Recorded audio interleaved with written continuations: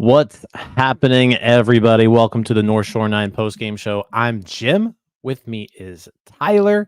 Tyler, we've got a Pirates victory to talk about tonight. How are you doing this Friday evening? Not just a Pirates victory, but a quick Pirates victory. That was a fast game. It was a really fast game. I was actually on the sofa watching the game with my wife, and it was like 9:30.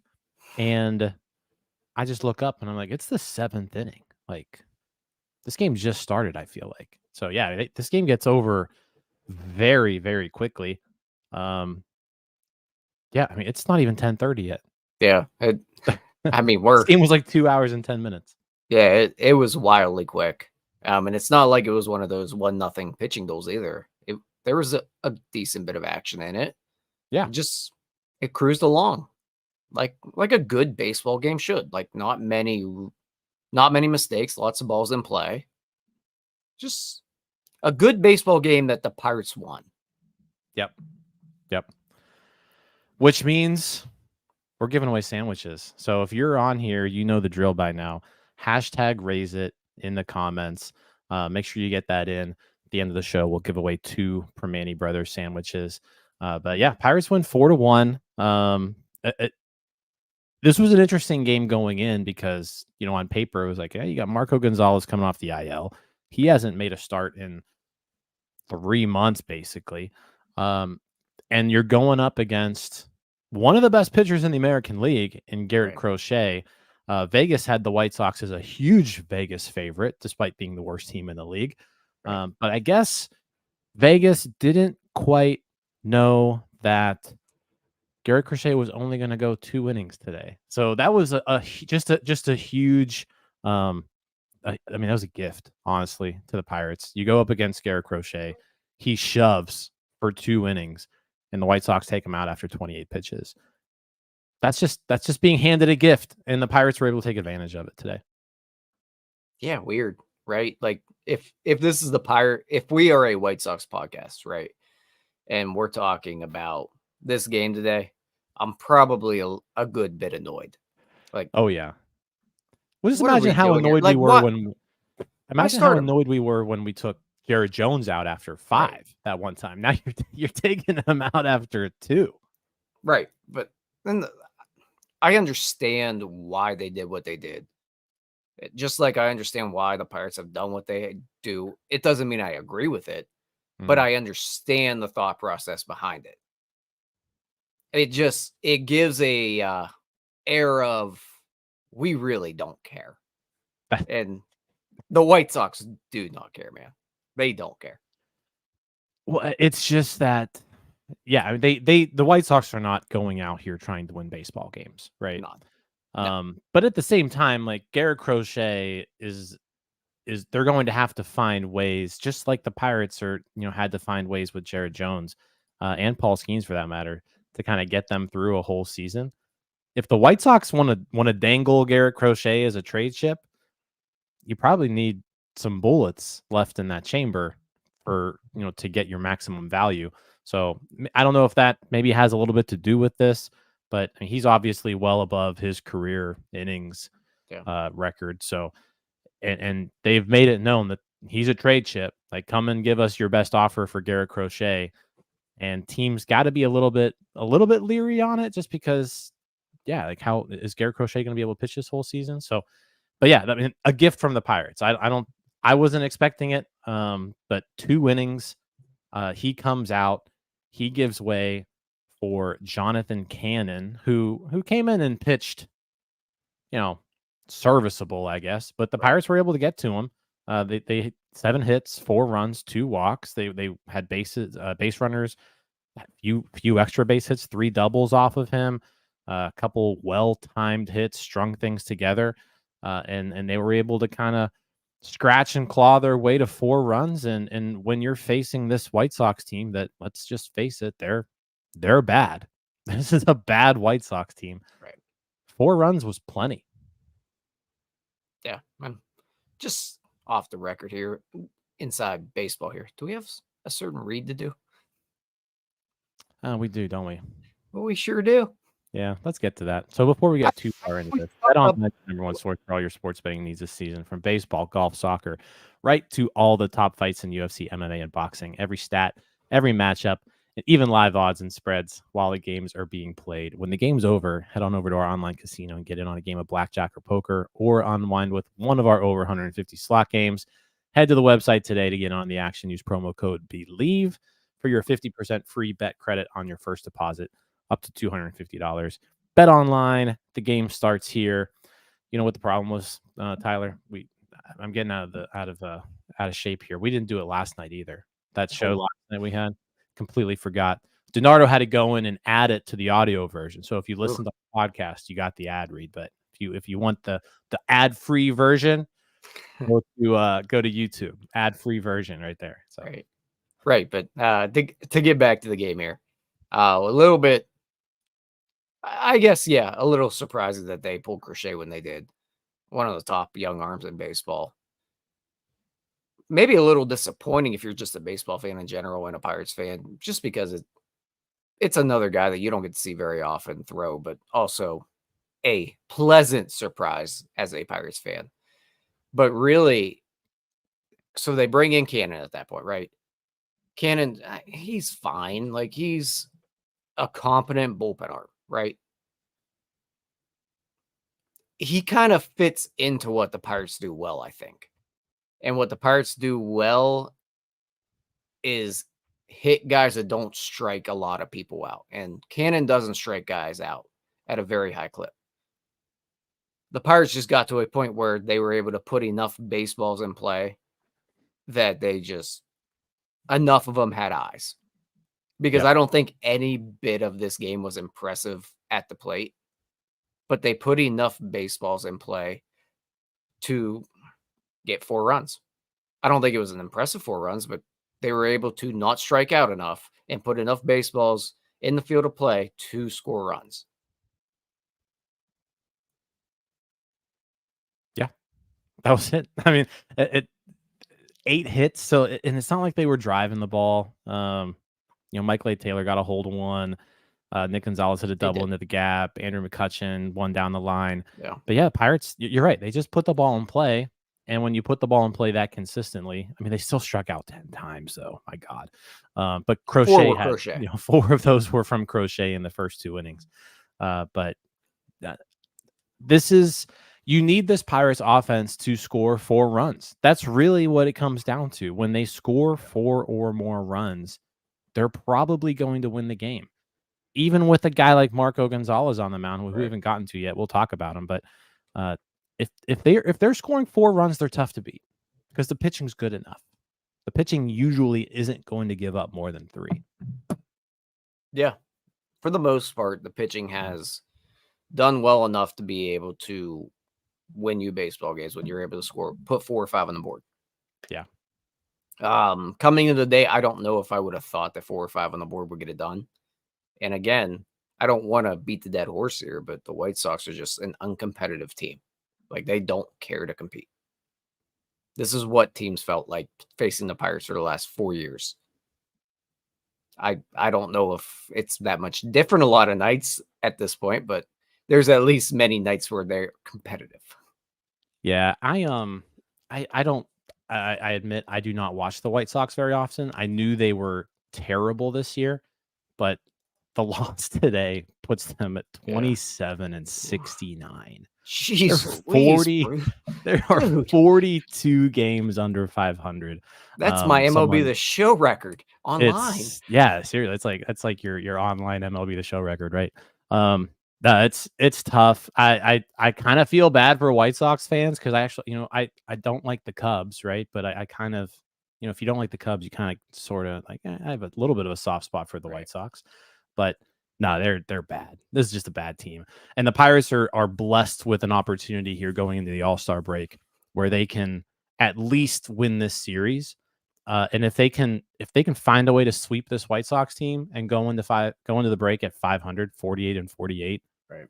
that's setting them up for the second half of the year where, hey, with the way this National League is shaping up, like anything could happen. You go on a little bit of a run, and next thing you know, you're holding on to a playoff spot. Right. Like at the very least, it gives you a puncher's chance. And Yeah. when you have a Paul Skeens and a Mitch Keller and potentially a Jared Jones coming back, a puncher's chance is really all you need. Mm-hmm.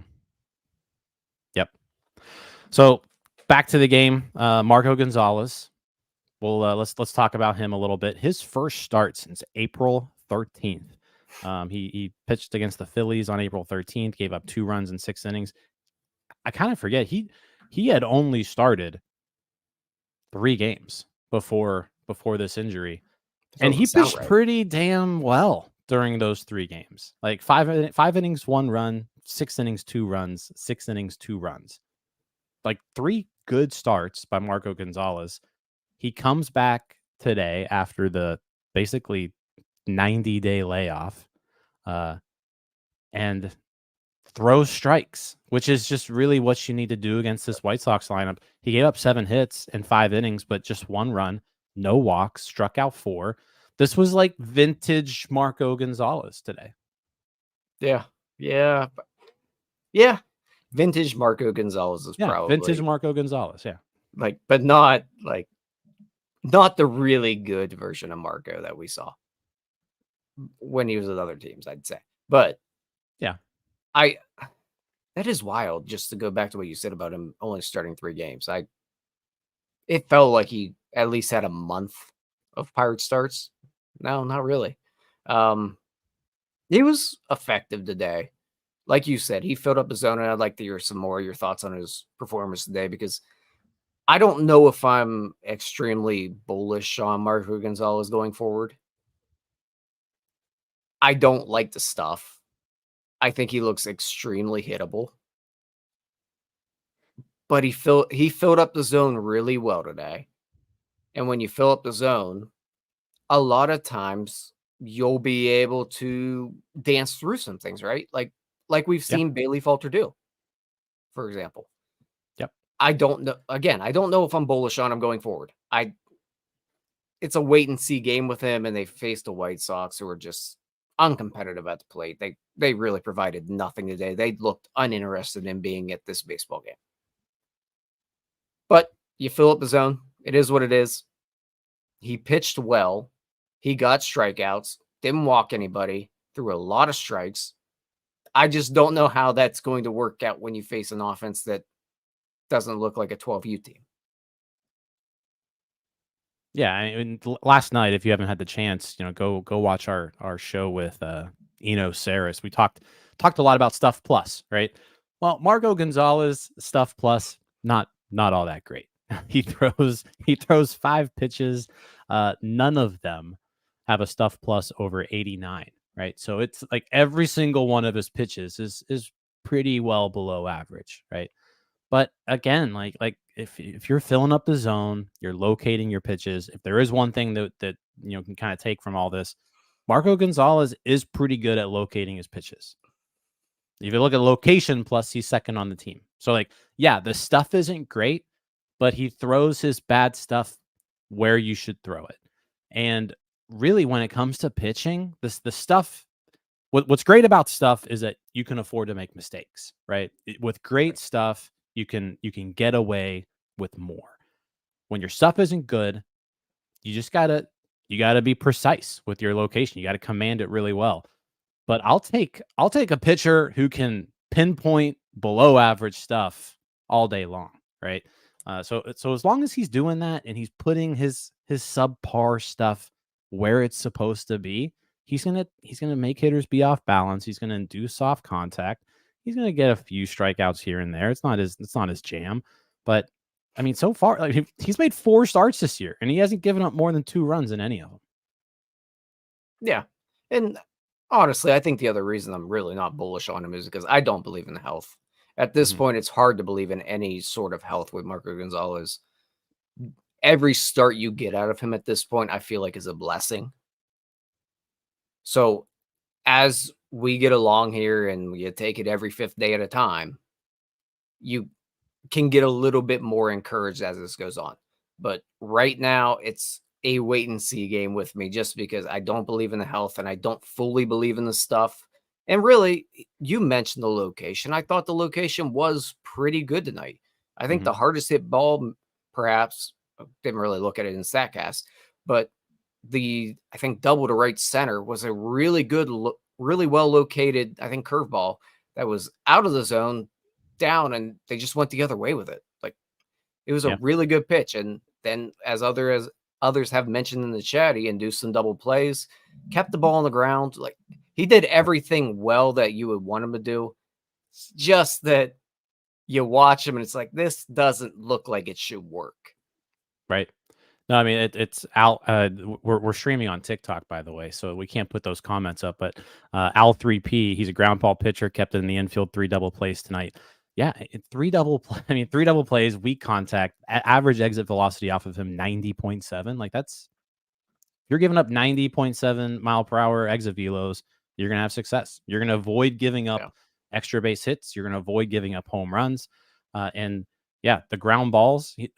There were 3 different 6-4-3 double plays today with Marco Gonzalez on the mound. So yeah, I mean, this is what you want out of a back end starter, someone who can go out there and throw strikes, keep you in the ball game, and that's what he did. He kept the Pirates in the game long enough, right? I mean, it was a 1-0 White Sox game until the 5th, and the Pirates were finally able to kind of break it open for 2 runs in the 5th, 2 runs in the 6th, and that's all they needed. Yeah, I mean, like you said, he kept them in the game, did what he needed to do tonight. It's going to be a 5th day by 5th day type of deal with him for me until we see him prove that he can at least stay healthy over an extended stretch. Tonight, you like it enough, right? Like, you like it enough. It's good enough to get a win. It keeps the ball moving forward. Yep. Let me ask you this: would you rather have Marco Gonzalez as your number 5 or Quinn Priester? Ooh. So in the current world we live in, I think it's Marco, just because you have Quinn in the minors to come in if something were to happen. If we're opening up next year, I think I'd just say pass and we move on to someone else.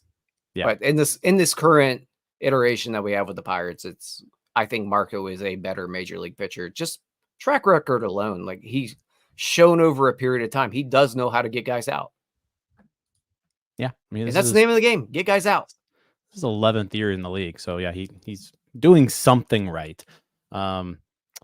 Who was it? Paul here brings up a good point. Like, the Pirates are only paying him $3 million this year too. Like, he's had 4 pretty good starts. He's probably made those $3 million already. Hey Jim, who would you rather have, Kelenic or Marco Gonzalez? Ooh, I'd rather have Kelenic. But Pirates are 3-1 in Marco Gonzalez start. So yeah, how about that?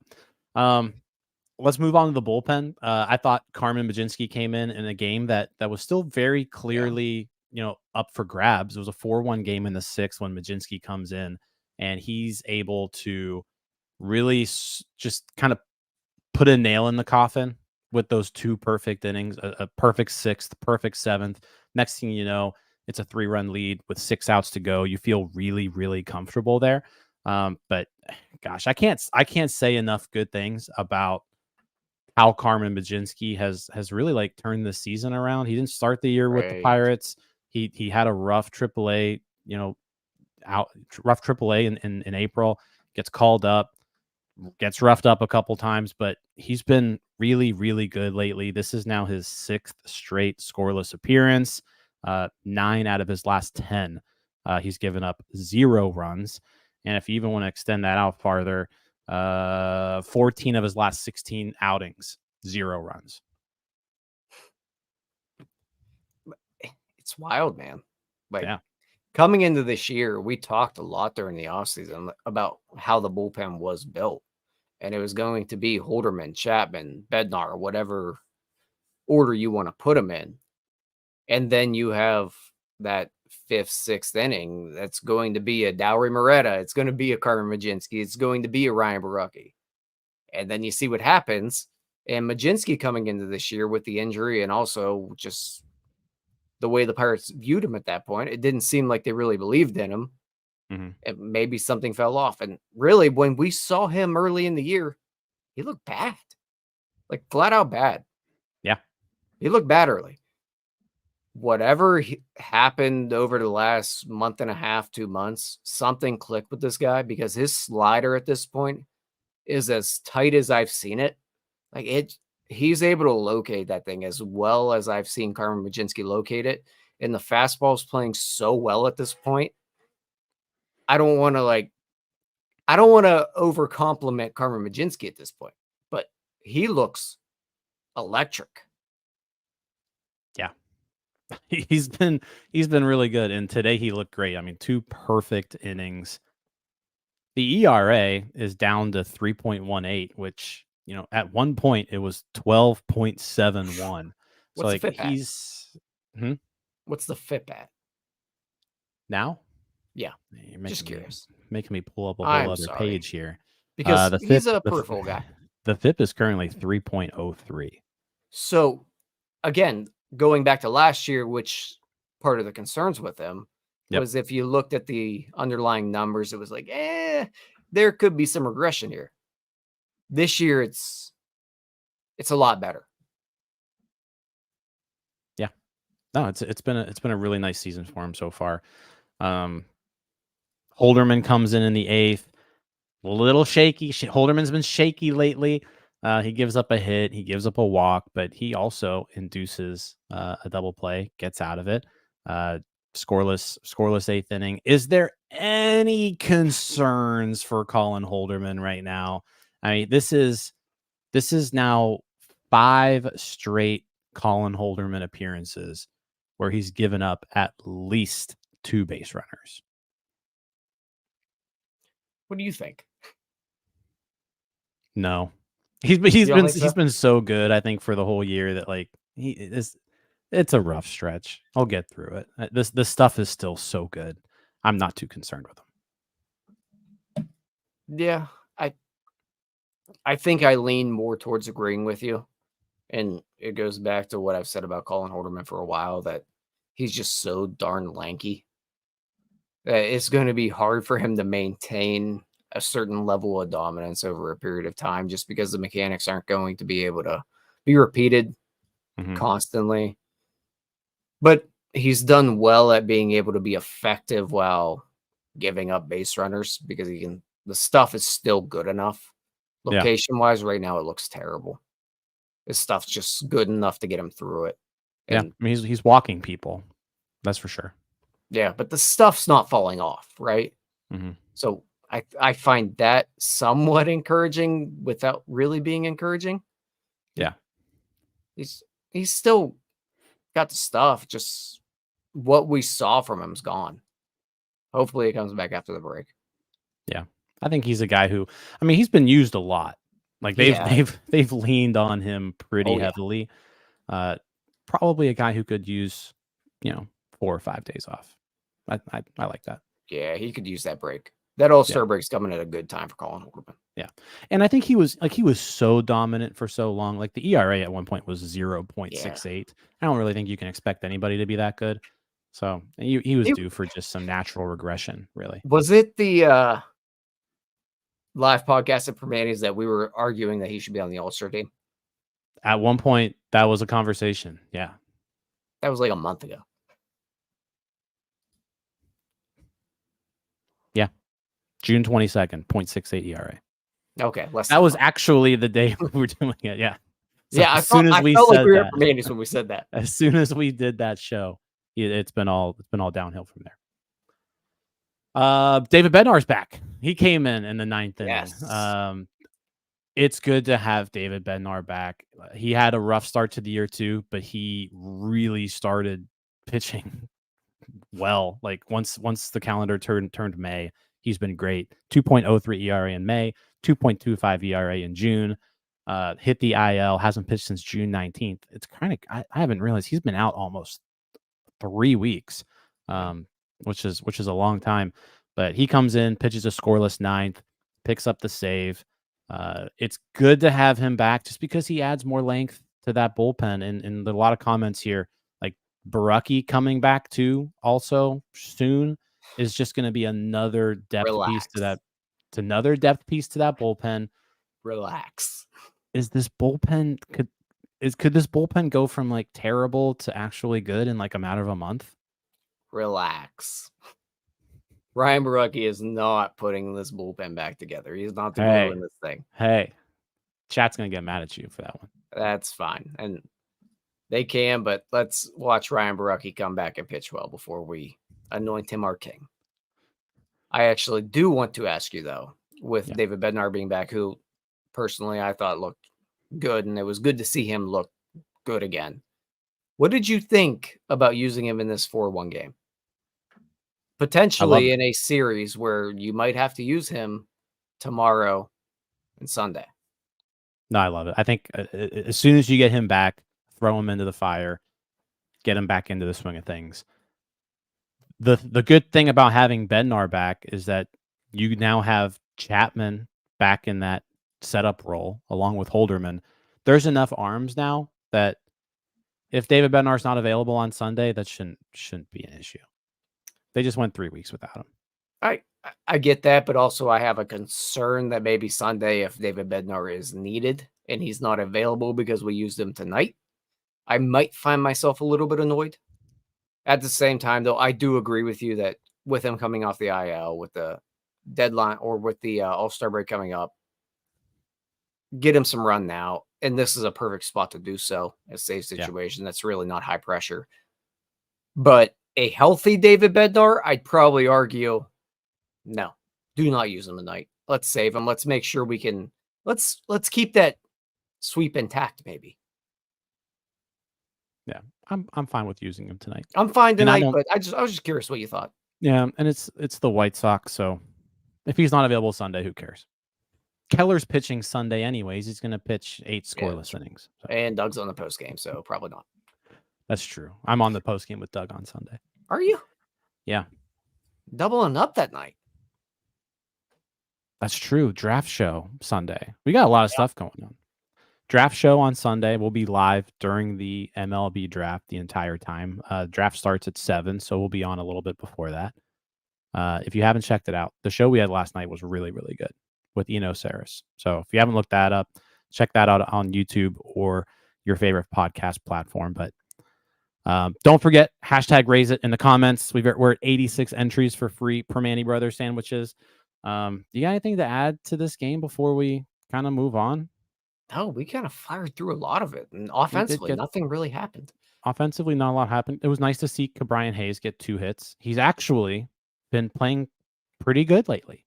Yeah, he's been hitting 585 OPS. Good for him. Exactly.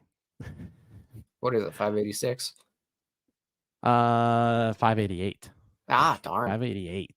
Yeah, but he's had a hit in 5 of his last 6 games now. So yes, but none have been impressive. They're all singles. So yeah, we're not. He also could use this break. I think it's pretty clear that his back is bothering him. He could probably utilize 5 days off. I guess if we're going to fill up just a touch of time, while people make sure you drop that hashtag raise it to be entered into a Primanti Brothers sandwich raffle here. Jack Sawinski, man, we're getting to that point. This is bad. This is so bad. I was waiting and waiting and waiting and waiting, but this is bad. This guy's a black hole. So I'm trying to pull up. I feel like he's actually like he started to turn a corner a little bit. Not really. But we're not seeing that stretch that we saw. So in his last 15 games, he's at like a 7. He's at a 703 OPS. So that's like league average. That's the peak. But in the last week, he's gone back to being bad again. We're not seeing that stretch of a week where you're hitting 4 home runs. No, we're not. We have not seen like a Jack Swinski hot streak all year. He's killing you. And he's so bad defensively. Yeah, he has not been good. He has been a net negative for sure. Yeah, he's been brutal. Which is why, I mean, we haven't gotten into trade talks too much, but like an outfielder needs to be number one priority if they want to do something. Yeah, which probably. I think it is. Yeah, you would think so, right? Yeah. All right. Is it sandwich time? Time to give away some sandwiches? Sandwich time. Let's do that. Guys, there are 90 entries into the free sandwich giveaway. We're giving away 2 Primanti Brothers sandwiches. Get hashtag raise it in the comments, just like Dan here. Hashtag raise it to get in on the contest. We're going to give those out in just a second. While we're giving you just a 15, 20 seconds to do that, make sure you like the video. If you're watching on YouTube, if you're listening on a podcast, leave a review, a good one, preferably. If you're on TikTok, hit the double tap like button there. We appreciate all of you guys. But yeah, let's and subscribe to the page if you haven't done that. So, all right, let's give away some sandwiches. All right, 90 entries, 91 entries. Good luck. Let's see what we got going on here. 2 free Primanti Brother sandwiches going to CL. Congrats, CL. You're in here every single night. All the time. All the time. Keeping the chat lively with your uplifting chatter. So congrats, CL. Appreciate you. You know the drill. DM us either on Twitter, TikTok, Instagram, Facebook, whatever your preferred social media platform is. Give us a DM. We will get those sandwiches out to you. Congrats. But yeah, that's all I got. Pirates win 4-1. They got another game tomorrow against these White Sox. Again, a sweep would be huge. They're now 46 and 48.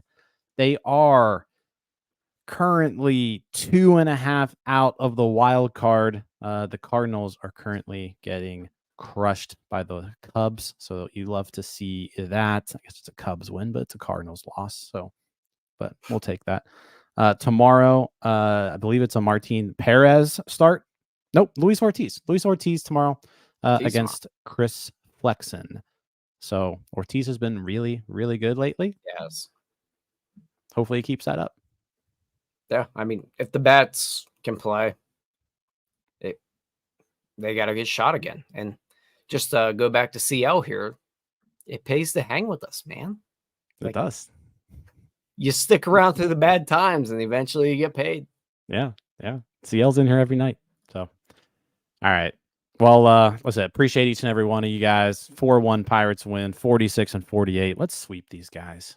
Yeah, it made me feel a lot better, right? Yeah, let's do that. All right, let's get out of here. Yeah. Thanks, guys. Peace out, Scouts. Hey, you all. Thank you for watching. I know we try to provide the most entertaining content that we can, and we'd love to spread it to as many people as possible. So I know it doesn't seem like a lot, but if you could take the 5 seconds to like this video and subscribe to the page, it helps out so much more than you know. Thank you, and let's go Bucks.